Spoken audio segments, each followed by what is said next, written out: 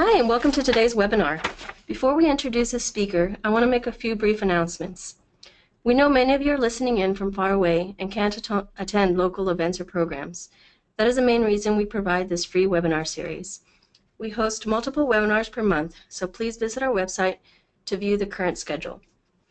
The 2007 schedule will be added this month, so if you are not on our email list, I encourage you to visit our website and click on the Join Our Email List link that appears on the homepage. To get instant news and events from the Johnson Center, follow us on Facebook and Twitter, as we often announce grant and scholarship opportunities, research opportunities, and last-minute events and presentations there. You can find links for these on our website at www.johnson-center.org. Be sure to follow our colleagues at the Autism Research Institute, as they host their own webinar initiative and they share some great resources on their website and social media pages. Before we begin the presentation, please note that questions may be typed into your control panel throughout the presentation, and time permitting, they will be addressed during the presentation. Also, for those who have requested copies of the presentation, we do not send out the presentation slides. However, we do post recordings of all our free webinars on the Johnson Center YouTube channel. Please search for us on YouTube and subscribe to get full access to all our recorded webinars. Now please welcome our presenter, Amanda Tami. Amanda holds a master's degree in counseling psychology and has completed a recertification program in applied behavior analysis. In addition to being a board-certified behavior analyst, Amanda is a licensed professional counselor. She has experience working with both children and adults on the autism spectrum and other pervasive developmental disorders as both an ABA therapist and a counselor. Since 2013, Amanda has shared her experience and knowledge within the Johnson Center Behavioral Services Program, providing her the opportunity to pursue her passion in working with children with special needs. And here's Amanda. Thank you, and thank you everyone for being here today. The topic of anxiety and autism is a topic that I'm very passionate about, and I'm so pleased that so many in our field are coming around to the idea that anxiety in autism is a real problem, and that anxiety and autism can coexist, that our population can suffer from both of these things. So today's webinar is on a very broad topic. And this presentation will give you an overview of anxiety and autism and some treatment information, but there's a lot that we won't have time to cover in this hour or go into depth about. If it is of interest to you as my audience, then we can go into more details about any of these topics presented today in future webinars. So as we go over things, as we cover this information today, please do send comments about things that you would like to see covered in another webinar, things that you want more in-depth information about. Of note is nutrition. The Johnson Center provides nutritional services, and in this presentation we won't have time to touch any dietary interventions for anxiety, of which there are many. So we will in the future do a separate webinar just on that topic of using nutritional and dietary interventions to treat anxiety. But please do send us any comments, and we can do more webinars on the same topic or on more in-depth information on anxiety in the future.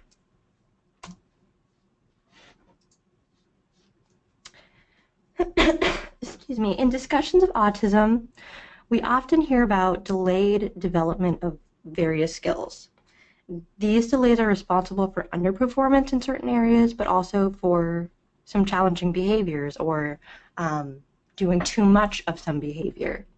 So for example, a child whose communication skills are delayed, of course, leads to underperformance in their ability to communicate their needs or to communicate in general. But this child who has this delay might also become aggressive when he's not able to communicate his needs. This communication delay is responsible for both this deficit in being able to communicate and this excess of aggressive behavior. That's just one example. There are lots of ways that communication deficit could manifest in some other, too much of some other behavior. But this can be a bit more complicated than that. Sometimes the skills do exist in the person's behavior repertoire, but some barrier prevents that person from using those skills. So, as an example, a child might have communication skills, but something is preventing them from using those skills. Often this barrier is anxiety. For example, a student is doing really poorly in his reading class and is not understanding the lessons or the homework assignments. He knows that he's struggling with these and he has the ability to ask for help, but anxiety prevents him from doing so. He might have a delay in that reading ability or verbal processing that's making the class more difficult, but a performance deficit, the ability to use the skills that he has, is preventing him from getting help. The anxiety is preventing him from asking for the assistance he needs from the teacher or someone else to improve, to get his reading level up to where it should be. Excuse me. Some signs that it might be a performance deficit rather than a skills deficit. A student uses these skills or behaviors in other settings and has shown generalization. So this student is able to ask for help when he's at home or when he's with other people, but doesn't do it at school. He's able to ask for help, but he's not doing it in this setting. The student spontaneously uses the skill in other situations.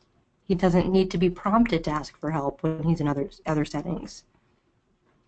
In the next hour, we're going to talk about how anxiety acts as a barrier to performance of these skills in the repertoire, and specifically how this relates to autism and the different routines to decreasing this barrier. So we'll cover what anxiety is. We'll talk about the differential diagnosis of anxiety, which can be quite complicated, and we'll talk about some strategies for treating anxiety in individuals with autism. Everyone has experienced anxiety. Most of us would describe anxiety as that feeling you get when you're about to give a presentation or make a big decision or make a hard phone call. Maybe it's around something, a specific fear like needles or heights. We often think of anxiety as the physiological feeling of a racing heart, that feeling in the pit of your stomach, maybe your mind races, sweaty palms. These are all signals that you're anxious, but anxiety is actually much more than this. It is anticipation of or reaction to some threat, and it is a normal and necessary physiological reaction. Our fight or flight response is the basis of our anxiety, and it has saved all living things for millions of years. Without it, humans and most living organisms wouldn't survive. Anxiety has evolved over time, so humans used to face life-threatening dangers in their everyday lives. Everyday humans had to protect themselves from wild animals, for example.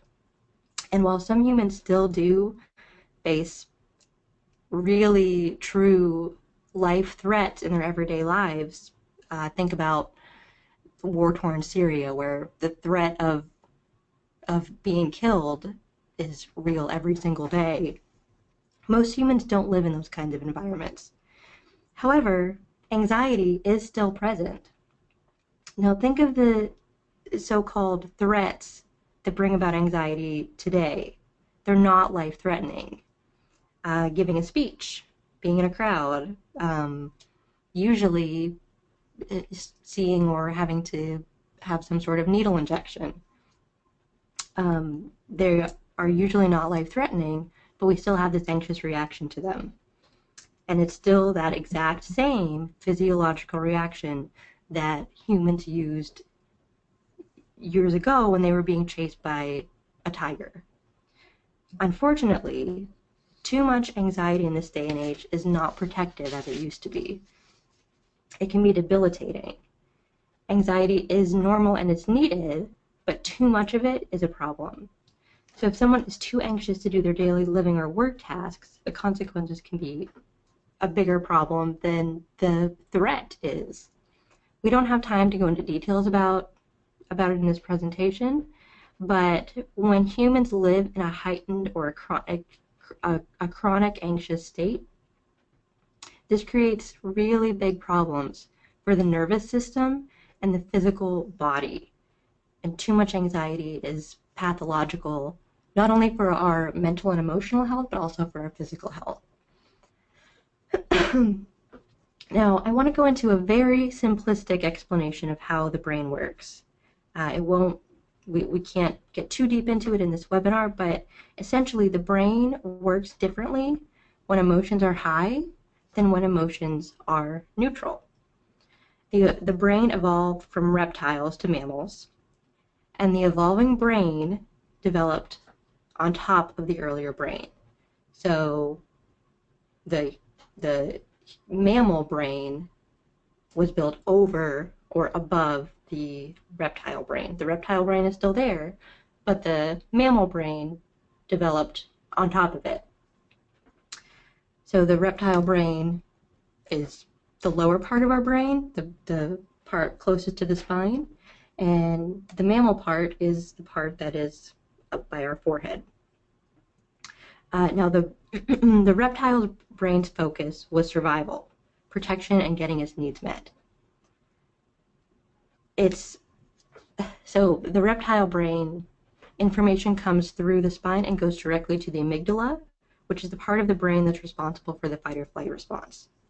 The human brain is capable of much more complex cognitive tasks of reasoning and logic and planning and time sequencing, organizing, things like that. And this all happens in the frontal lobes, which is the part of the brain that humans have, and humans can do these things while other animals can't.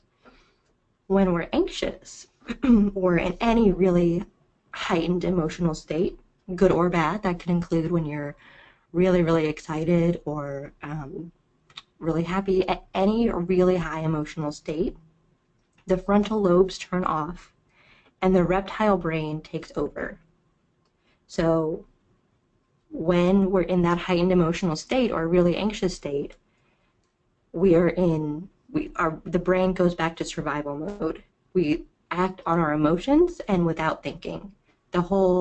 Because the information is going straight to the amygdala and not through the frontal lobes, we're not able to think about what we're doing or how big of a threat it is or how we're going to react to it. We just go straight to emotions, fear, I need to protect myself, and react accordingly. And that is the anxious response. So let's talk about diagnosing anxiety. The field, like I said previously, is increasingly recognizing the link between autism and anxiety. Not only are we learning that people with autism often do experience anxiety, but that is maybe even more common than in the average population. It's unknown whether this connection between autism and anxiety is a physical or neurological link, but excuse me. But autism behavioral symptoms may be related to anxiety. Think about the compulsions or stemming, challenging behavior, repetitive behaviors, including repetitive verbal behaviors like asking the same questions over and over, or always looking for reassurance, scripting, eloping. All of these things can be related to anxiety. They aren't necessarily related to anxiety. So, for example, repetitive behavior, like talking about a perseverative interest, can just be that I find this topic really interesting and this is what I want to talk about. It can also be anxiety, that when I'm anxious, I go to this topic and I ask the same questions about it because I'm looking for constant reassurance. I want to know that this answer is still the same now as it was 5 minutes ago. It can be either one of those things. So it takes some familiarity with autism and with the individual child who you're working with, or your individual child of your own, to distinguish between whether this is simply a symptom of autism or whether this is a symptom of anxiety. People with autism experience a different world than the neurotypical person does. So it makes sense that anxiety can be heightened in that population. Sensory input can be higher or lower. Communication can be a lot more difficult, harder to understand. And it can be really hard for some to get their needs met. Changing patterns is confusing. It's harder to predict what comes next.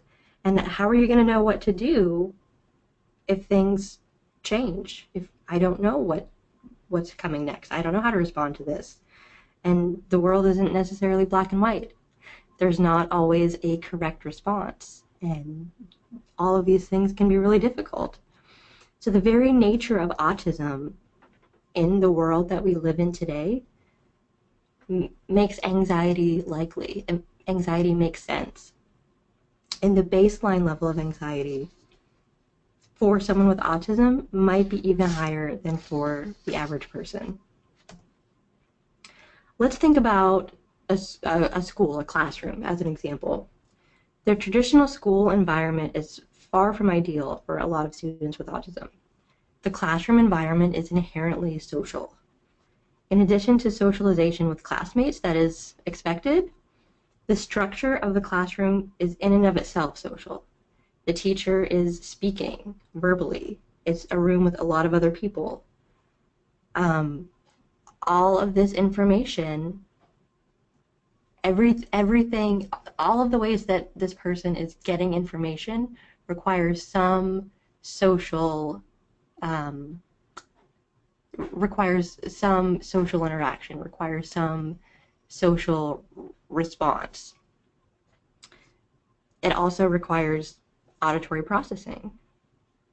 When lessons are given via lecture with a teacher at the front of the classroom speaking, and that's how most classrooms today still are, it requires auditory processing, fast processing time, and again, things that someone with autism might struggle with. Reading is also fundamental to other learning. The ability to read is kind of a building block for everything else. If you're not able to read at a certain level, then you can't read your social studies textbook or your social studies test. So everything kind of builds on being able to read. And if the student is a poor reader, then they may have lower grades, and they may perceive themselves as having lower intelligence. Their perception of themselves it can be affected by their performance in the classroom, which can also lead to anxiety, not just in someone with autism, but for everyone. That's how we learn to see ourselves, is how we succeed or fail in whatever situations we see as important to us. And when we see ourselves as failing or not doing well, it can really lower our self-esteem, our self-image, how we see ourselves. Now, there are many seemingly harmless and safe situations in everyday living that to someone with autism are frightening and can lead to panic. Unstructured time, sensory issues, social situations, transitions, unexpected changes. These are just a few of examples of these kinds of stressors that to the average person seem like no big deal, but to someone with autism are really, really stressful, really frightening, much more of a threat than they are to other people. Also common in people with autism is the fear of failure or the fear of making a mistake. failing can not only be a social faux pas, but it can also be damaging to their identity. So like I said before, with the reading example, if someone perceives themselves as being a bad reader, if they see themselves getting low grades and this area of their lives is important to them, then that's going to affect their self-image and how they see themselves. If someone sees him or herself as a math whiz, but getting up in the front of the class to answer a math problem on the board, having to do that could potentially undermine their identity as a math whiz. What if I get up there and I get the answer wrong? Then not only do other people not see me that way, but am I really good at math if I get this one problem wrong? Remember, for a lot of people with autism, the world isn't black and white. So if I don't get every question right, then how can I be good at this? Again, just an example, but that's kind of the idea. Now, according to Tony Atwood, who is an expert in Asperger's research, baseline levels of anxiety in people with autism are often higher than that of the average population. So let's say a typical person's baseline level of anxiety is around a 3. And the person with a level of anxiety, or a person with autism's level of anxiety at baseline is about a 7. For that baseline level of 3, an anxiety-inducing stimulus, let's take really bad traffic as an example. So you're stuck in traffic and you're going to be late for an appointment. When this typical person's in that situation, their level of anxiety goes from a baseline of 3 to up to about 6 or 7. That person with anxiety who has a baseline level of 7 in that same situation goes all the way up to an anxiety level of 10. So thinking about the scale in this way, it's no surprise that people with autism might have really big reactions to what seem like the rest of us as not so big problems. If you're living with that much everyday, with that much anxiety in just everyday situations, it doesn't take much to go into a panic. Now, when you're looking at anxiety in someone with autism, there's a lot that we need to rule out. Anxiety might look like autism, but is not. So autism can also look like anxiety, but it is not necessarily anxiety. It could be autism. So there are a few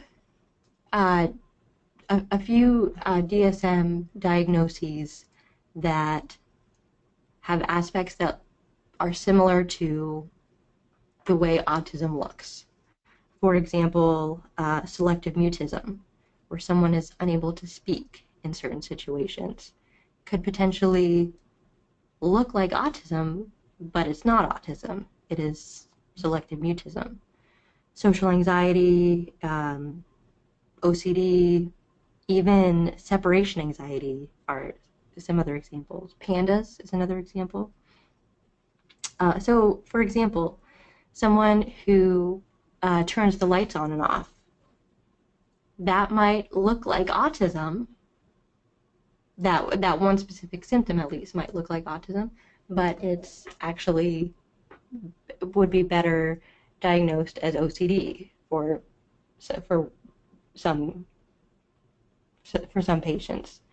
A child who doesn't say hi to a peer could be social anxiety, or it could be social avoidance associated with autism. So it's really important that we consider all of the factors in giving a diagnosis, any one particular factor can't really tell us what the diagnosis should be. So it's very important that we get a thorough diagnosis, a thorough evaluation for a proper diagnosis. It's also easy to dismiss or overlook anxiety when someone who does have autism, and just say that those behaviors are part of autism.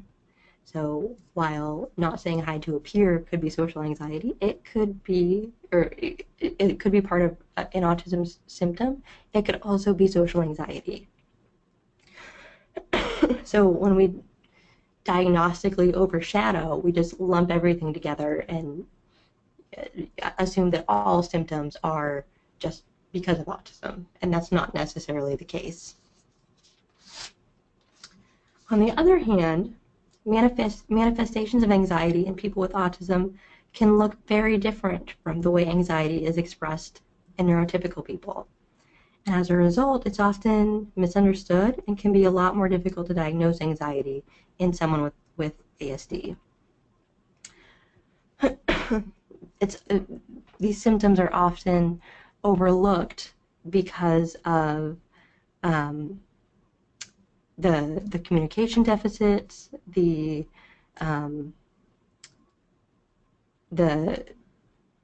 idiosyncratic behavior.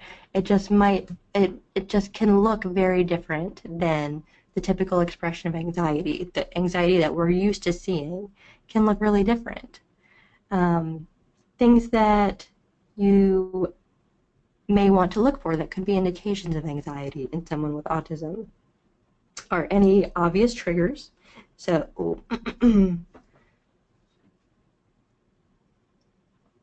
recent events, recent or past trauma, phobias or fears, transitions, sensory input. Also, if the child is verbalizing any worries or any fears, that's an easy way to identify an anxiety. Any changes physically in appetite or in sleep, avoidance of any specific situations or any specific objects, anything that looks like a phobia, or just not wanting to go in that area, having a big reaction if they are near something, and consistently. If it's one time or it happened one time, a one-time avoidance, one-time big reaction, then it's not usually a big red flag. But if it's consistent and every time this stimulus is presented, this reaction happens, then that can be an indication of something more serious, a possible anxiety disorder. Signs of OCD, compulsions, rituals, those kinds of behaviors they can be just related to autism. They can also be anxiety related. And signs of panic, those physical symptoms that we talked about, increased heart rate, feeling of overwhelm, difficulty breathing, sweating. And in children, especially those with ASD, anxiety may show in more typical ways, like behavior changes, more challenging behavior, really big emotional reactions, can be perseveration or repetitive behaviors. And although rates of anxiety are, by research, are indicated as higher among those with so-called high-functioning autism, this may only be due to their verbal abilities and their ability to respond to standard measures of anxiety.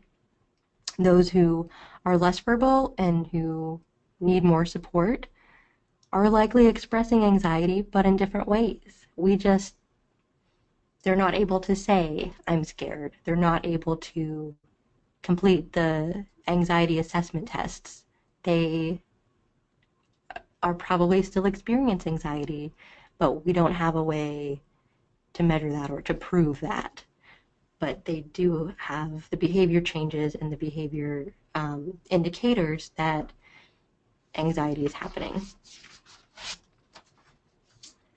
On top of all that, it's also important to rule out any physical or medical conditions with new onset of anxiety. These can include endocrine system dysfunctions, intoxication or withdrawal from medication or alcohol, hypoxia, heart arrhythmias, metabolic abnormalities, and neurologic disorders.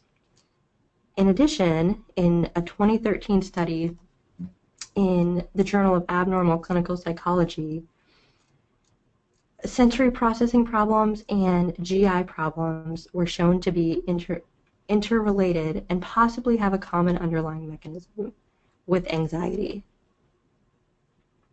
In this study, they looked at children with chronic GI problems and found that these children had significantly higher rates of both anxiety and sensory over-responsivity than the control group of children without chronic GI problems. So lots of factors to consider here, and lots of ways that anxiety can manifest, not only in those behavioral or emotional symptoms, but also physically. If new symptoms of anxiety are coming up, consult with your family physician and make sure that no medical interventions are necessary, not only for getting the diagnosis of anxiety, but also for controlling any symptoms, especially physical ones. So now we know what anxiety is and some considerations when diagnosing it. Let's talk about how to treat it. When considering treating anxiety, not only for someone with autism, but in general, we need to look big picture. What are the situations that cause anxiety, and in what areas do we need to make changes to see improvement? So we need to also manage any coexisting conditions. Anxiety might not be the only issue. There might be some skills deficit that is needed or there might be a skills deficit that needs to be addressed in order for the child or the student to be able to feel confident and not so anxious in the situation. So learning differences, mood disorders, language disorders, social delays, these are all areas where, especially with a child with autism, we might also see challenges in these areas. And if we can also target those, if we can also address those challenges, we can make it more likely that giving some coping skills or giving that treating the anxiety can be more effective because they also no longer have or have less of this underlying problem. If we can address these, we increase the likelihood of success. We can also help to reduce the need for self-medicating, for challenging behaviors, the need to express anxiety in less adaptive ways. So there are lots of components to treating anxiety. I've already said that it can be necessary to get some medical intervention as well. But behaviorally and emotionally, the model of intervention is multi-component. We can use strategies of prevention using positive behavior support strategies where we use things like visual schedules or visual cues, prompting to make that anxious behavior less needed, that anxious response less needed. When we know what to expect, when we know what is what's going to happen, then anxiety decreases. I know what to do. I know how to respond. I can handle this. then the need for that anxious response is decreased. Systematic desensitization is really important in treating anxiety. In systematic desensitization, we are exposing the person to that anxiety-inducing stimulus a little bit at a time. So, and then gradually increasing that little bit. So, I like the example of a boy who would get very anxious about building towers with blocks, because when they fell over, when the tower fell, it was very upsetting. That was a huge problem for him. He did not want those blocks to fall over. He wanted to build the tower higher, but he didn't want the tower to fall over. So he avoided blocks because he was so afraid of the tower falling over. So we used systematic desensitization, which is kind of like the behavioral principle of shaping, if you're familiar with that. And we would just build the tower a little bit at a time, just maybe 2 blocks, and look at his reaction to that. And remind him at each step, okay, we're going to go a little higher, and then knock the tower over after only just a few blocks. And when it was just a few blocks, it wasn't so bad. Look at his reaction. Can he handle 4 blocks falling over? Yes, he could. That wasn't so bad. That felt good to him, or that it didn't feel good to him, but that was not such a big problem for him. And we would talk about that. Oh, look, the blocks fell over. That's okay. We can build it again. And gradually, adding 1 block at a time, knock it over. How is he responding? If he had started to have a big reaction, maybe we'd go back down to 4 blocks. Maybe we would stay at 5 blocks and continue to build it and knock it over until he was able to, until that wasn't so scary for him, until that wasn't such a big deal.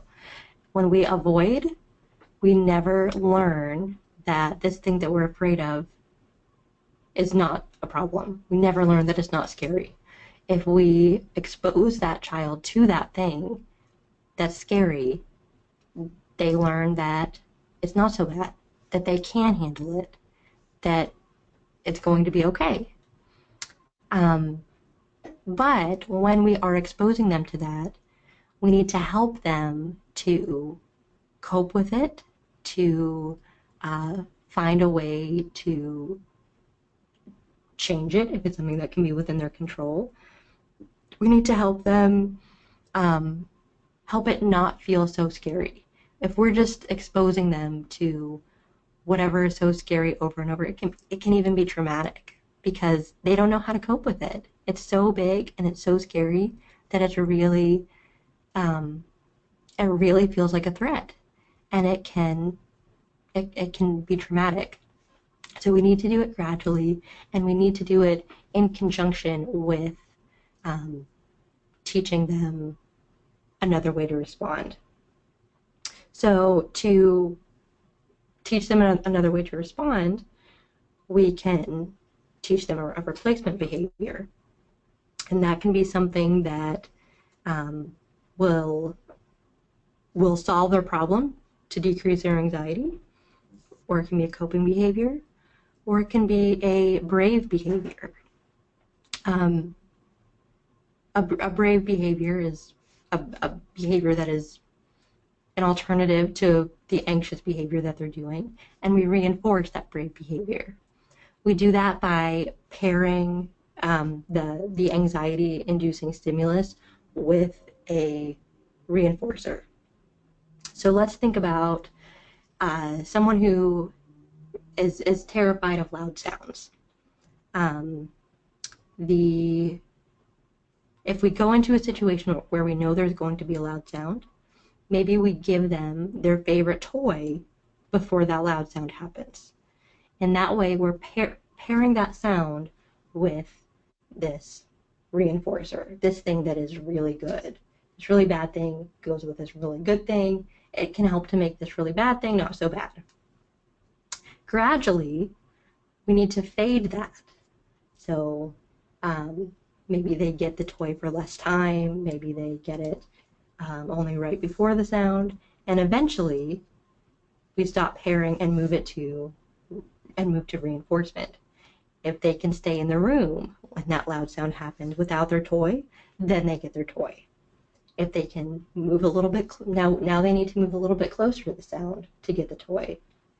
So it's the same shaping procedure that we would use in any behavioral intervention, but the behaviors that we're looking at are anxious behaviors, replacing anxious behaviors with brave behaviors.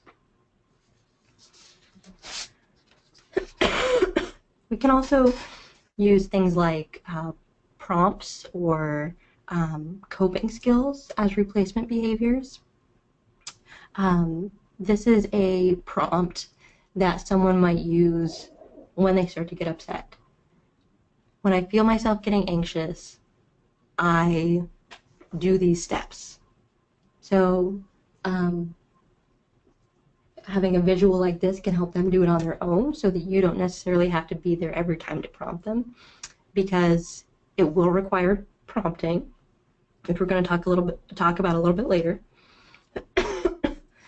So this is one example of a way to prompt. Just a verbal prompt is also effective. Relaxation training is important in teaching coping skills. The student needs to be able to learn to manage their anxiety on their own, and relaxation training is great. For little kids, you can teach them to notice the difference in their body between being anxious and being relaxed. I like the example of a foil ball and a wet noodle. You tell them to make their body a wet noodle and loosen everything up like they're a wet noodle, and then make themselves a really, really tight foil ball. And they tighten all their muscles and curl up into a little ball, and then go back to wet noodle. Just go back and forth between the two. And it just is a way for them to feel the difference in their body between being relaxed and being anxious. Progressive muscle relaxation is great. It can also be a great tool to help a child or an adult fall asleep at night. With progressive muscle relaxation, you start at your toes and tighten and relax one set of muscles at a time. So you do your muscles, and then you do your feet, and then you do your calves, and you just gradually go up through your body until you're all the way at your forehead. And each time you contract a set of muscles, you inhale, and you exhale as you release the muscles.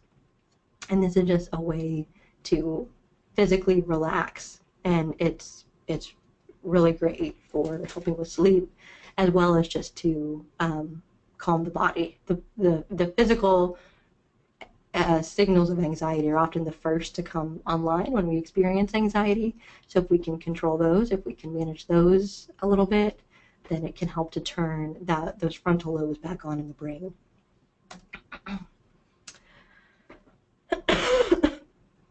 Functional communication training is another great way to deal with anxiety.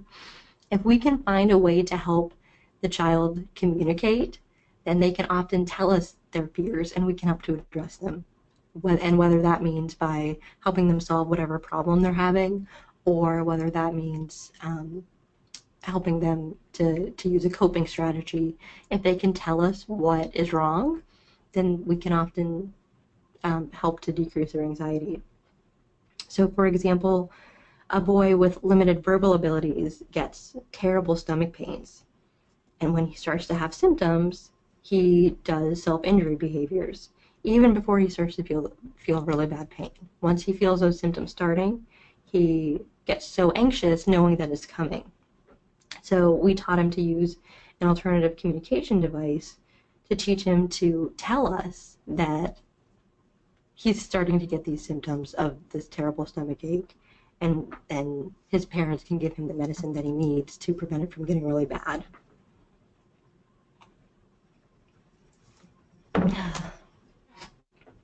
Sometimes, without addressing anxiety, no behavior intervention plan will be effective. Anxiety will always determine the behavior. That is when a behavior is related to anxiety. So let's say a boy asks questions over and over, looking for affirmation, specifically about his parents leaving, going to jail, not loving him, stuff like that.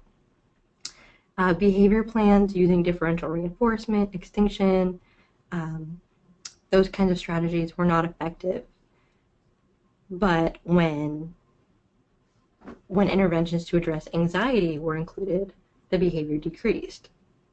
The behavior interventions did nothing to decrease the underlying anxiety. So the behavior didn't change. The stimulus, the thing that was leading to the behavior was still there. So there was no change in behavior. The power of the anxiety continued to outweigh any reinforcement that they were offering through the behavior plan. So the behavior continued, and it even escalated because now they were the parents had changed their behavior in accordance with this differential reinforcement plan, no longer responding in a way that gave him the reassurance he was looking for. So the behavior escalated as he continued to attempt to solicit that response. We'll talk more about how to get out of this cycle a little bit later, but just note that if anxiety is truly underlying a behavior, the only way to change that behavior is by addressing the anxiety. Now, one of the most challenging behaviors for parents to deal with are meltdowns or tantrums, and I want to make a distinction between meltdowns and tantrums. When anxiety is so high that we're unable to think about or in any way regulate our emotions, when that human part of the brain turns off and all of our information goes straight to our lizard brain, no explanation or reasoning is going to work. In addition, most of the coping skills that we teach kids go out the window. Deciding to use a coping strategy requires cognitive recall, and that is not online when we're in this state. We don't have any frontal lobe functioning, so we can't use those skills that we need the frontal lobe to do. A tantrum, on the other hand, is intentional. A tantrum is behavioral. A tantrum is a way to a tantrum is something that has been reinforced, and that's why it's happening again. That's why it's happening at all. Whereas the meltdown is total nervous system, out of control. I can't control this. In a meltdown, the child needs your help to emotionally calm down. Behavior interventions alone are not likely to succeed because the child is just out of control. It's the nervous system that is taking over, or that has completely shut down any inability to reason or to think through things. Now, keep in mind that everyone expresses anxiety differently. So while one child might have a meltdown as we often think of them, crying, screaming, maybe hitting, another child's meltdown might look more like tuning everything out, just shut down from the world, not taking in any information. Whereas others might increase their stemming, some might not be able to speak, some might run away. These can all be signals of nervous system shutdown, depending on how your child expresses their anxiety. But if we deal with whatever this meltdown looks like, however it is that they express their anxiety, the way we deal with it is largely the same. We help them calm down the nervous system. Now, you might be familiar with social programs like the zones of regulation, which is the purpose of the zones of regulation, or the intent of it, is to teach emotional regulation. And I really like this program. It's great for helping kids to identify their emotions and learning how their emotions and their behaviors are related to their social success. This also includes tools to help kids when they need to increase or decrease their energy or emotions. So it's a curriculum that goes through exactly a lot of different strategies that kids can try and see what works for them. However, we need to remember that this program is very cognitive. It requires lots of thinking, lots of planning, lots of frontal lobe functioning. We're teaching our kids to think about their emotions, to think about their behaviors in response to their emotions. And while this is a really important skill to learn, it does not work when we're in fight or flight or that meltdown mode. We're not able to think when we're in that state. So all of this information, including the ability to identify the emotion, goes out the window. So while these strategies are great for helping a child keep themselves from reaching the breaking point or reaching that fight or flight mode, we need a different approach once the anxiety gets that high.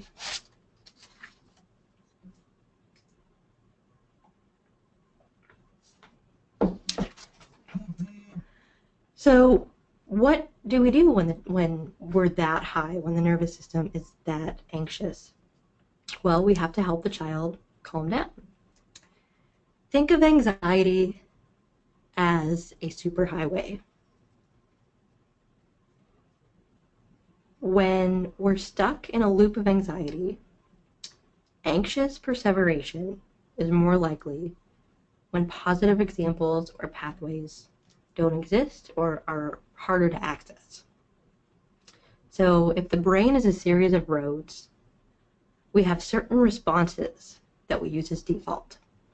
When we encounter some stimulus, we have the same response to it each time. The brain follows that same path from the identification of the stimulus to a response, the same response. This is a superhighway. It is a huge, easy to access, and well-traveled road. This is the I-35 if you're in Austin. Each time we use the superhighway, it becomes even easier to access, and likely that we'll choose it again in the future. If this road got me where I needed to go, then this is the road I'm going to take again next time. There might be other possible responses, and these would be the other roads, other routes in the brain, other ways to get where you're going, but they're less easy to access, and because we don't use them very often, they're not very well traveled. These are the side roads, and even the very small, little teeny tiny dirt roads that you might see. They're there, but we don't use them very much. So in the case of anxiety, the patient might have multiple options for responses to a stimulus, but the superhighway is the easiest one to get to and the one that's used most often, and that's the anxious response. That's the response that we're going to use by default. So we need to make those side roads or those alternative responses to the stimulus easier to access. And we do this by using this different response. Each time we use the alternative response, we make that road a little bit bigger and a little easier to get to, thus making it easier to use this response by default. Eventually, this new route can become that superhighway, and the anxiety route can become one of the smaller and less used roads. To do this, we use different behavioral and counseling techniques. We've talked about prompting a response to a stimulus. This is often needed to access or create one of those smaller routes. So remember that these routes we don't use by default, so a prompt is needed to take that road instead of taking this anxiety response. So imagining the stimulus and the response that you want is also effective, especially when the help, excuse me, especially when you have the help of a therapist to process any barriers come up. You can imagine yourself encountering the stimulus and responding in the way that you want to be able to respond. Having this imaginal scenario over and over can actually create this new path in your brain, just as you would if you were actually experiencing it, especially when you have the help of a therapist. Often, any barriers that come up that prevent you from being able to see yourself being successful are related to anxiety, and then can be related to past experiences or things learned indirectly that have led to negative beliefs about ourselves. Now, when a child is really anxious, having a meltdown, in that fight or flight state, your nervous system is key in helping them calm down. If you can remain calm, if you can model anxiety reducing techniques, their nervous system is tied to the nervous systems around them. If they're unable to control their own nervous system, being around your calm nervous system, imitating you deep breathing, or you doing some progressive muscle relaxation, can help to bring them down to a state where they can then think about and use the techniques that they do have. Cognitive behavioral therapy and acceptance and commitment therapy have quite a bit of research to show that they are effective with the autism population. Both use strategies that teach the person to analyze their thoughts to assess whether they're accurate or not. Is this thought real? Is this a real threat? No, then I don't need to be scared. I don't need to react this way. But keep in mind that such strategies are useless when in a heightened emotional state. And it's been my experience that an emotional tolerance component should also be included, where we teach the child to tolerate unpleasant emotions and increase and access the different pathways in the brain to positive responses to stimuli. So little bits of unpleasant emotion at a time, gradually increasing that, while also teaching them to use the different responses and create those different brain pathways. And now it may be necessary to adapt the standard CBT and ACT interventions for children with autism. And ways to do that are things like making the techniques more concrete and engaging. Visualizing can often be a good way to make it more concrete for someone with autism.